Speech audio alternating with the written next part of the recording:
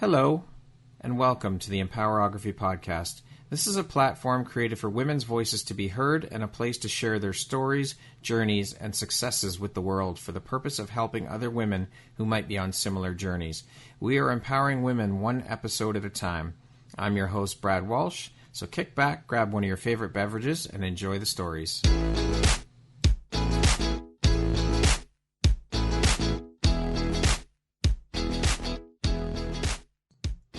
Hello there, everyone. Brad Walsh here, your host of the Empowerography Podcast. Today, my guest is Siloam Lackey. She is a brand developer, blogger, and owner of CEO in Her. How you doing today, Siloam? I'm doing great. How are you? I'm well, thank you. Thank you so much for taking the time to be a guest on my show today. You're more than welcome. How's your day going so far? It's going pretty good. It's definitely busy, but that's always a good thing when you're doing something that you enjoy doing. So, yeah. Good. Well, let's jump right in here. So, Siloam, you grew up on the west side of Chicago. You lost your father at an incredibly young age, and you had to step into the role or act somewhat as a support system to your mom, your brother, and your sisters. That's a huge cross to bear at such a young age. How do you think that experience shaped who you are today? I feel like it made me realize that I was capable of a lot of things. Yeah. I think like so, when you're younger, when you don't have that type of responsibility, you dream about things that you want to do, right? But when you already had that responsibility, it's easier for you to kind of like just jump in the role, and it makes you fearless. Wow. Yeah. That's it. I'm just blown away at such a young age, though. The responsibility you were tasked with is just, I mean, most kids are out playing with their friends and doing silly stuff, and you're acting as a parental figure. Yeah, I think, and to be honest, where I came from, I was born on the west side. We ended up moving on the south side of Chicago. Okay. And the area that I came from, I don't want to say it was like typical in a lot of households, but it wasn't necessarily, that I was like an outcast, like the only child in the neighborhood who had to do something like that. Because again, in that neighborhood, there were, the majority of homes had a lack of maybe, one parent. Some of the kids in the neighborhood, they grew up with their aunts. Some of them were living with their grandmothers. So I think we just kind of like stepped in and adapted to the role. We actually, we had an outlook, if you didn't help your parents out. Yeah. Were you, so yeah. Well, it's incredibly admirable and just unbelievable. Like, I'm just shocked. But you do what you got to do in certain situations. I guess you just step up and you don't really have a choice. You just do it. Yeah, you just do it. So do you feel then as though your childhood was taken from you due to having to step into that role so young? Not necessarily taken. So what I would say is there are a lot of things that there are things that every child wants to be able to do, when they're younger and they can't do it because maybe their parents can't afford it, Yeah. But I don't feel it was necessarily taken because, again, I was in an environment where it was probably typical for, many households to have a child in the house that was working. I was the middle child. So my older sister, she took on some responsibility, right? My mom did as much as she could. Yeah. We were still able to, we had time to go out with friends. It was probably not until I was maybe, 14 years old when I was old enough to get a job. And it was just like, okay, now you're old enough so you can help with the bills. But right. Younger, 7, 8, 9, 10 years old, it's you had fun. We didn't do as much, there wasn't like, trips to Disney World or anything like that. But, we did what we could. And we had fun and, just understanding the circumstances because my father died when I was 2. He had cancer. Right. Luckily, thank God, he was smart enough that he had a lawsuit that he had before he passed away. So he had money that was put up for us. So we had some money left. It just wasn't enough for a mom to take care of, 5 children by herself. Right. It kind of echoes of when I think back, my grandparents, when they were growing up, they left the house they actually moved at a very young age. My grandmother, she was one of 11 kids, and she left the house at a very young age to go out and work so that my great-grandmother didn't have to, not the burden, because that's a terrible word to use, but the pressures were less on my great-grandmother in terms of having to support 11 kids, because my great-grandfather, while my great-grandmother was giving birth to her 11th child, my great-grandfather was in the next room dying. Oh my God. It just reminded me, that whole situation of this is what they did back then. You just do it. You just step into the role and just do it. You do what's necessary to help your family, and that's it. Yeah, it's survival mode. And I feel like, pretty much everybody has it. It's just everyone doesn't have to step into that role. But when you have to, it's just natural instinct. Yeah. So fast forward a bit, in your junior year of high school, you ended up getting pregnant and stayed the course through hard work and determination to graduate. That's incredible.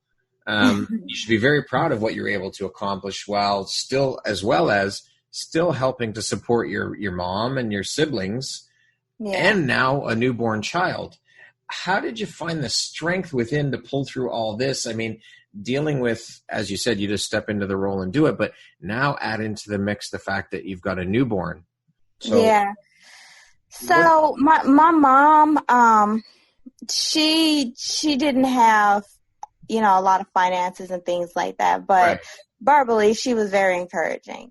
She encouraged me to finish school. And it's so funny because I actually have an aunt, which is my mom's closest sister. Yeah. Ironically, we have the same birthday. Ironically, we both had our first child at the same age. So my mom saw that growing up with her big sister. They're like a year and a half apart. And she saw her, just continue her education, go to college and everything. And so she was very encouraging. We built a support system. So as far as like daycare and things like that, I had aunts that would help me. Of course, my mom she was capable of watching a baby. So she would help me with him. By the time I went to college, I did a lot of working at the school. So I was a reading tutor and math tutor. And he would come along with me. So we found ways just to like make it work. Well, again, like you said, it's survival mode. You just do what you have to do, and the family pitches in and helps where they can, and you just make it work. You have no choice. Yep, exactly. So you also looked after your mother when she became ill, as well as your baby, your new child.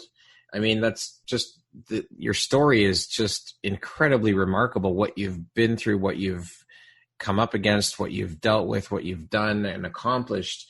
What was one of the biggest lessons you've learned from all of this growing up? I think that the biggest lesson I learned was probably just understanding how easy tables can turn. Yeah. And the fact that you never know what would happen in certain situations. My mom turned ill after my grandmother died. My grandmother was like the source. I mean, anything that ever happened to us, my mom was on the phone, they're brushing their teeth, like just the little details of our entire life. And so when my grandmother passed away, at first it seemed as though, she was okay. But then I just start, slowly seeing her, crash into this depression and, and it's like, it's understanding, but then I would step back and say, oh my God, like, what if that was me? Yeah. Yeah. So I definitely learned, understanding, taking a step back, looking into someone's life, seeing what happened and, what made them the person that they are, whether they are going through something tragic, whether they're going through something entirely great, just having understanding. But that, I mean, it's incredible that at a young age, you're able to kind of take a step back or take a step outside and look at it in that mature of a manner, in like through an adult's eyes, and see that, hey, you know what, this is what we got to do, and I got to step up and take on these roles and deal with all of this at a young age. It's pretty remarkable. It's incredible, actually. Thank you. Yeah. Yeah, it is pretty tough. I think it also comes with the fact of who that person is also. Yeah. I think when you see that it's your mother versus when you see that it's, the lady across the street, right. You're in your mind, you're probably like, something's wrong with the lady across the street. But, when it's your mom and you've been around your mom all your life, and it's like, you're seeing this happen and unfold in front of you, it's a different outlook on it. So you ended up getting a job as an insurance agent, and we're bringing in quite a bit of money for your family. I mean, you're bringing in almost, $8K a month, was it? Yeah. That must have felt incredible to be bringing in that kind of money and being able to help. How'd you land that job and discover your hidden talent of insurance sales? Like, I'm blown away. So when I was younger, my mom would always be like, you need to be a news reporter because you just talk so much. You just talk. Like, I would come home and I would have a story for like everything. Yeah. So when I was looking before I started at the insurance agency, I was a bank teller. You would think that a bank teller you'd make a lot of money, but we didn't make a lot of money. And so a friend of mine told me about this position, and I went to apply for it. And I'm sitting in the office, and I'm interviewing with this lady, and she's like, she points to something in her office, and she's like, sell this for me. And it was something just like, I think, was it like a folder or something like that? It was just so weird, but I just was like, oh, okay, I can kind of like, BS my way around it. So I like sold it to her. and she hired me on the spot. And then it was just kind of like, it just took off. Amazing. You sold her a folder and you're hired. I sold her. Exactly. So you're now the owner and founder of CEO and Her. Can you tell us a bit about your business and how that came to be? Yeah, so, I mean, it's definitely about women empowerment. So just going through my experiences in life, ending up in a job position where I was making good money, learning myself at the same time, my capabilities, and just talking to just different people in the work field. We had conversations where a lot of us were talking about, if we had this much money, we would do this, Yeah. And growing up, and I read like a lot of magazines. That was just kind of like one of the things we did when we were in high school and things like that.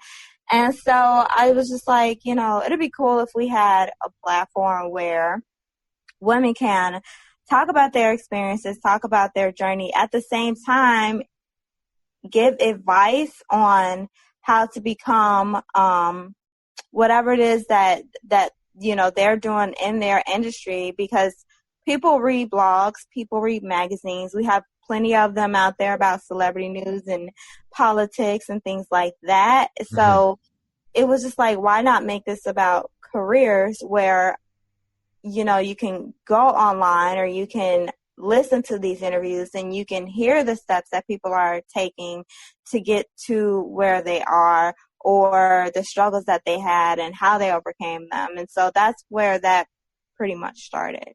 Okay. So what was the inspiration behind the name for your company? It's the CEO in her, and that in her was just like, okay, I feel like every female has, some type of entrepreneurship. There's a strength inside of every female, and you see it all the time. It doesn't have to be like within a work field. You hear about those stories where kids, they grew up, they might not have had a lot of money, but their mom made sure that they always had food on the table. Yeah. There's just, women have that ability to just know how to step in and make things happen. I love it. What would you say is your 5-year plan for CEO in her?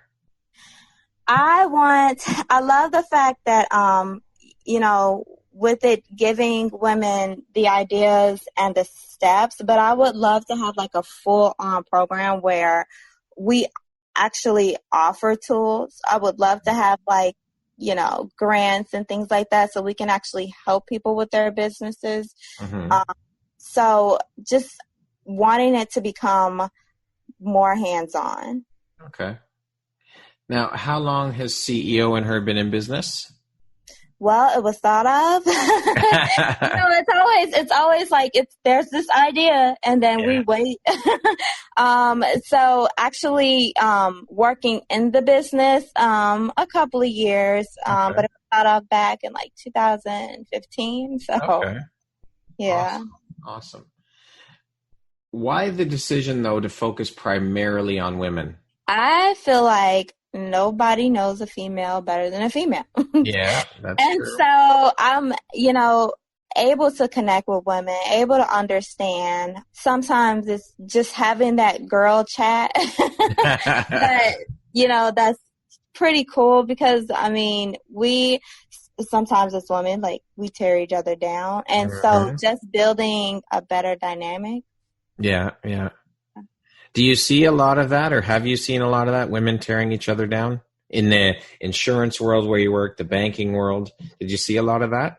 Oh, we see it all the time. We see it all the time. Like, we see it all the time. We see it in gossip, we see it in we see it all the time. I don't think there's really anywhere that you can kind of like turn to. You could go to the grocery store and see someone doing something spiteful. So yeah, we see it all the time. So why do you think that is? As a woman, why do you think that happens instead of women building each other up and supporting one another? I think sometimes it's a self-esteem issue.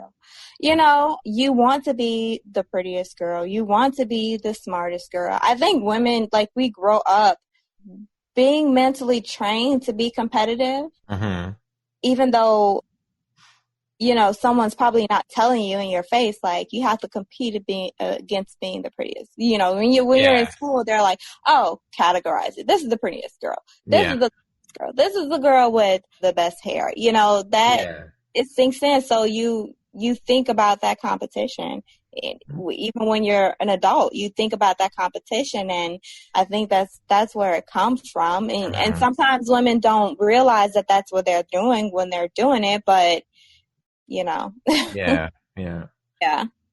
So what is it that excites you about being an entrepreneur? Being able to do what I want to do, and I'm a huge visionary, so being able to just think about where I want to take things in the process, helping other people, connecting with other people, that's a big plus also. Yeah. It's definitely different from, when you're in sales, you connect with people all the time, you talk to people all the time, but sometimes you become this therapist. And this is like the funner journey where nobody's calling in and complaining about an item. So yeah. Okay. What do you think is your unique skill set or superpower that's helped you get through all that you've been through and become successful and start your own business and all this hustle? Imagination. Imagination, yeah. Imagination. You have to have an imagination. I think like the most successful people are people who just don't let go of their imagination, because you need that to take you to the next level. You need to be able to see yourself in the future. Even when things go wrong, you need to be able to sit back and think like, okay, this is how I'm going to solve this problem. Yeah. If you could go back, would you change anything about how you did things? Yeah, of course. I think everybody has something that they would change. Not that, I don't want to say, not like it's regretful, but certain things could have waited, and maybe the process would have been, some of the processes that I went through would have been easier for myself and everyone else. But, when you're younger, sometimes you're kind of like in the moment. And sometimes when you have to take care of other things and you get that moment of just, being free. Having some free time, some alone time, some me time. Exactly. So I think, definitely there are things that I would have changed. Who are some of your personal heroes, and why do you hold them in such high regard? Jesus. No, I'm just no. But I am prayerful. My mom influenced me. She definitely gave me a prayer life, and that's one thing that she taught us. If she didn't have $1 billion to hand out to us, she definitely taught us how to pray. She definitely taught us to just believe in, whatever it is that you're doing. Sit back, ask for guidance. And so just being able to do that, it definitely put me in a good position. Okay. What would you say is the best advice you've ever received? Or one of the best pieces of advice you've ever received? If you don't like your situation, change it. I love that. I love it. It's not always easy to just change it, though. I mean, depending on the situation you're in. But I guess when it comes down to it, if you don't like it, you're the only one that can do something about it. Yeah, you're the only one, and nobody ever said that it was going to be easy. No, they just very changed true. it. Yeah, so if it was easy, everyone would do it, right? Absolutely. Yep, absolutely. If you could sit and have a 1-hour conversation with any one person in the world, alive or dead, who would it be and why? Dang. I think it would actually be my dad. Yeah? Yeah. Because I talk to, I have older sisters on my dad's side of the family, and they talk to me about like how smart he was. My mom talks to me about how smart he was, and I would love to just like pick his brain. Yeah. What is something people seem to misunderstand about you? That's a good question. I think, you know what? When people see me, they don't think that I even have a struggle. And not even a struggle. Let me not call it a struggle. But the things that I've overcome, they don't know. Yeah. They will never look at me and think those things, because I probably carry myself differently. Instead of being, I think when you go through things in life, you can decide on how you want to react to it, and sometimes people fall into pity. Self-pity for sure. Yeah, exactly. And I don't. And so I have to tell people like, well, I've been through this and I've been through that, and they're just like, oh, really? Yeah. You'd never know it. Yeah, you never know. How do you define success? What does that word mean to you? Being happy. Making yourself happy, but within being happy, being true to yourself, right? You don't want to just fake happiness and just, I'm going to do this and this is going to make me happy. Don't go for the temporary happiness. Go for the happiness in the long run. That means building the career that you want to build, building the lifestyle that you want to build, that type of happiness is Yeah. success. There are a lot of unhappy people out there that go to work every day and hate what they do and hate getting up in the morning to go to a job they don't like. And it's terrible to think that so many people go through life like that. I mean, I was doing it too. I fell into that, getting it. I was at a job I hated, but I finally woke up and thought, you know what? Enough of this. I can't do this anymore. I'm not. Exactly. Yeah. Yeah. And I feel like that, when you have that, moment, that aha moment, it makes you push yourself into the direction that you want to go into. Yeah. And that's what makes you successful, because so many great things come out of that. Yeah. It takes a lot of courage to do it. I mean, it's not easy at all. I mean, like we said earlier, if it was easy, everyone would do it. Entrepreneurship, right. It takes a hell of a lot of work. But it's so worth it. Yeah. And then at the end of the day too, like it's when you do something like that, it's not even just about you, because you're actually building a model for somebody else who's looking into your, looking up to you, looking for someone that has that example. You're stepping out for yourself, but you're stepping out for a ton of other people. You're right. 100%. Yeah. What makes you feel inspired or like your best self? What makes me feel inspired? Being able to focus on my creativity. Okay. I think like when you're, sometimes as an adult, we get so consumed and so busy with doing the things that, just things that you have to do in life to take care of yourself, to take care of your household. You just get caught up in life. Yeah, when you get that moment, and sometimes it's having a conversation and then something sparks my interest. Sometimes it's going for a walk. Sometimes it's just sitting by myself and something sparks my interest, and just having that moment of creativity and imagination. Yeah. Okay. Who are the 3 people that have been most influential in your life, would you say? I mean, definitely, like I said, my mom, because she definitely taught us a lot of spirituality, which helps anyone's journey. Especially if you plan on being in entrepreneurship, you have to be able to sit down and connect spiritually in some type of way, because you need that type of encouragement. And like, I want to say, somebody that I really love and I would really love to meet one day would be Tyler Perry, because he is like so creative.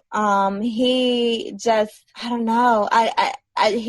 He creates, but when he creates, it's like, it's huge. Yeah.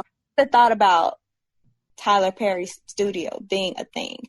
Who would have thought of all the movies that he's created just being a thing? And he's definitely someone that is inspiring. Yeah. And who would be the third? Probably my favorite singer of all times, and that would be Mariah Carey. Okay. Because she also overcame a lot of things growing up and going through her journey. And when she first came out, she just was not afraid to talk about her past. I respected her a lot for that. Okay. Yeah. How would you describe yourself in one word? How would I describe myself in one word? I'm just going to say empowering, because empowerment means, it can mean a lot of different things. I don't like to categorize myself. That's what I couldn't think of, and that's part of being empowering, like not putting yourself in a category. Yeah. Being whoever you need to be at the given moment, because as we go through life, we're always going to have to take on different roles. True. You have to be able to evolve. Yeah. So that's what empowerment means to you. Yep, exactly. Okay.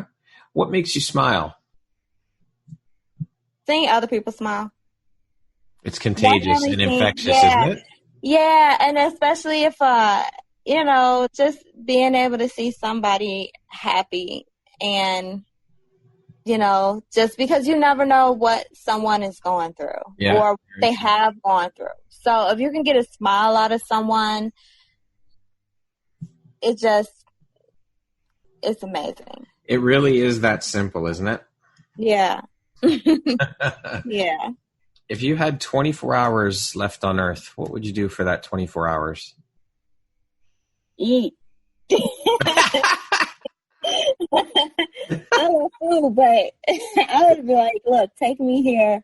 I want this, and that. And then, wind down and just chill. I'm a homebody in so many ways. I love being at home, just comfortable and being around friends and family.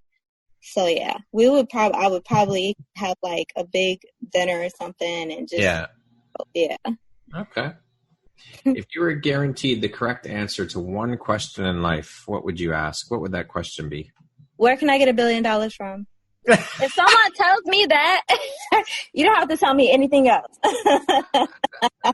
You don't have to tell me anything else. Just lead me to the money. To what extent do you think that we shape our own destiny, and how much is left up to fate? I think so much of our life is shaped by what we decide we're going to do. Mm-hmm. I don't think there's anything that we, as humans, that we decide that we want to do and put our footsteps towards it that wasn't already destined. I feel like if you have a feeling, maybe you want to, I don't know, I just think like anything that we want to do, it was predestined for us. Okay. So it's not necessarily, I don't want to call it fate, but I want to call it just like walking into your destiny. Yeah. Because it's already set out for you. Like, this is what your life was supposed to be. Plans all laid out. Yeah, exactly. If you could be any animal in the world, what animal would you be and why? It definitely wouldn't be a spider. Dang, do I want to say a horse? Because they have a lot of power. Yeah. They do have a lot of power. They're strong. They're graceful animals. Yeah. But they're strong, and to be strong and graceful at the same time. Yeah. Yeah. Okay. There you go. If you could have one superpower, what would that superpower be? I want to say being able to like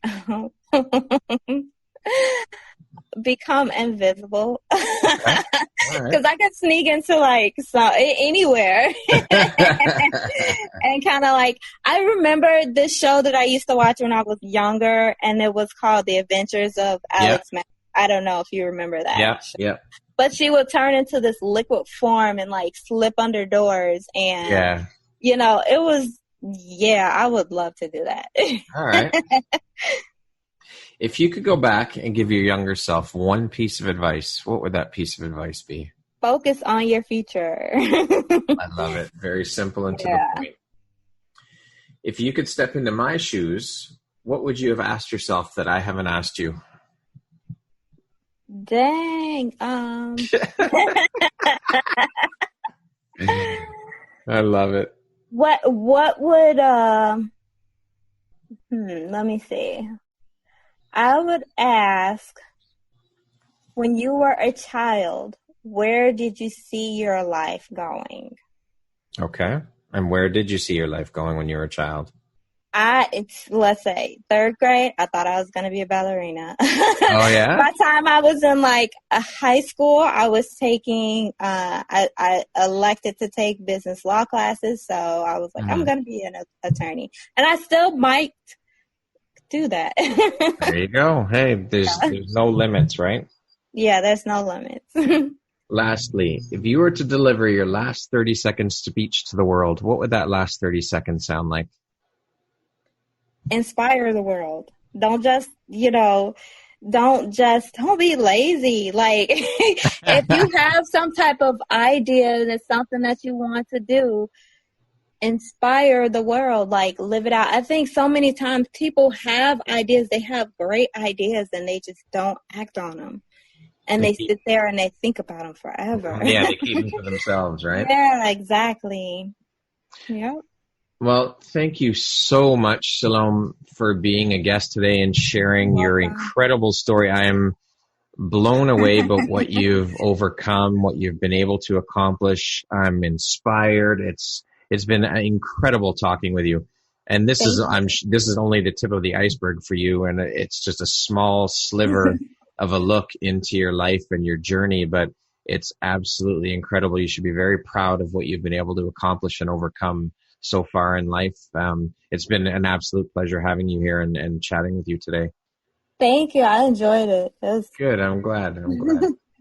Once again, my name is Brad Walsh, host of your Empowerography Podcast. Today, my guest is Siloam Lackey. She is a brand developer, blogger, and owner of CEO and Her. Thanks very much, Siloam. I hope you have a wonderful day. You too. Thank you.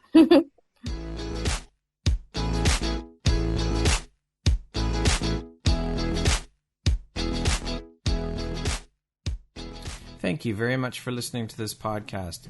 If you haven't yet, please be sure to subscribe, rate, review, and share with all your friends. You can find me at visuphoria.ca and follow me on Instagram at Empowerography Podcast and on Facebook at Empowerography. Please join me next time for another inspirational story from yet another amazing woman.